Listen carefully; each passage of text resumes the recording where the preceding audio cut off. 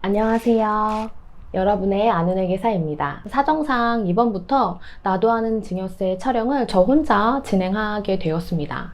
멋진 저희 강래경 회계사님과 함께하지 못하지만 그래도 계속 유익한 증여세 정보 많이 전달해 드릴 테니 많은 시청과 구독 부탁드립니다.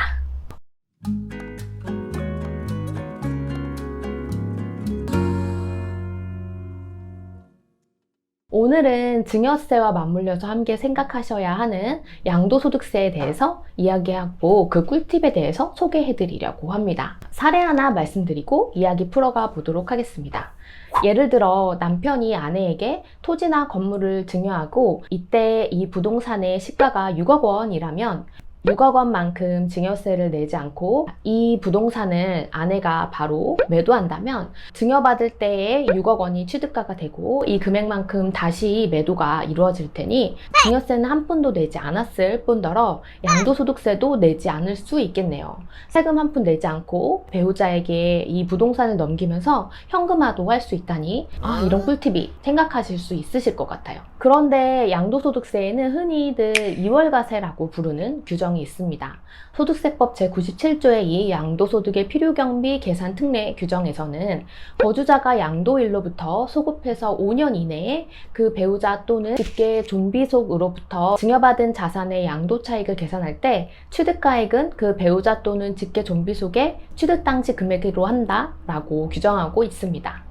따라서 앞에서 말씀드린 사례에서 배우자에게 증여를 받고 바로 양도를 한다면, 즉 5년 이내에 양도를 할 경우에는 배우자의 취득 당시 금액으로 하기 때문에 양도 차익이 발생하지 않는 것이 아니고 증여한 배우자가 취득할 당시의 취득 금액을 사용해서 양도 차익이 발생하게 되고 양도소득세도 발생하게 되는 것이죠. 또한 증여를 한 뒤에 서류상으로 이혼을 한 뒤에 바로 양도를 하는 그런 편법을 방지하기 위해서 법에서는 양도 당시에 혼인관계가 소멸된 경우를 포함한다고 하고 있습니다.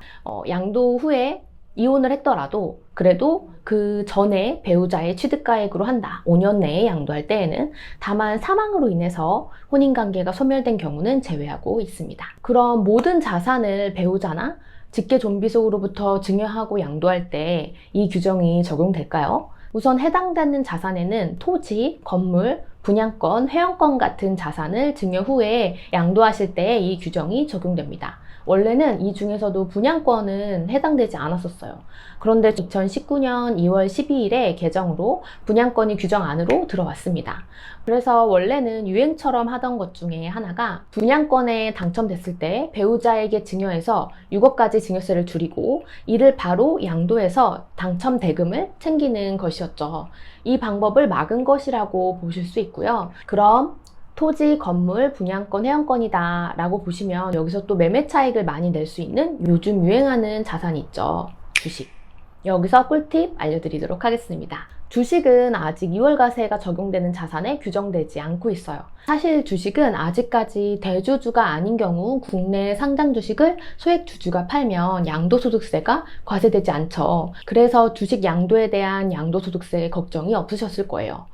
잠깐 이 국내 주식 양도소득세에 대한 이야기를 해보면 국내 주식에 대한 부분도 2023년부터는 양도차익에 대해서 20%의 세금을 내야 합니다. 또 양도차익이 3억 원을 초과할 경우에는 25%를 내야 하고요. 그런데 2023년에 이제 개정되기 전인 지금도 주식을 팔 때 양도소득세를 내는 주식이 있습니다. 바로 해외 주식인데요. 요즘은 우리나라 장은 믿을 수 없다며 해외 주식을 사시는 분들도 많죠. 해외 주식을 사서 자녀분에게 주식을 증여하시는 분들도 많은 것 같습니다.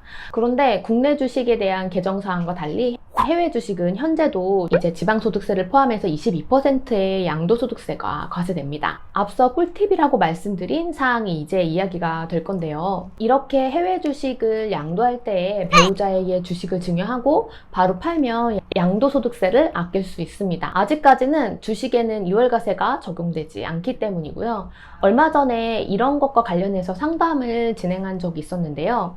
예를 들어서 구글 주식을 1억 원에 사서 2억 원에 팔면 이제 양도차익 1억 원에 지방소득세 포함해서 22%를 양도소득세로 내야 합니다.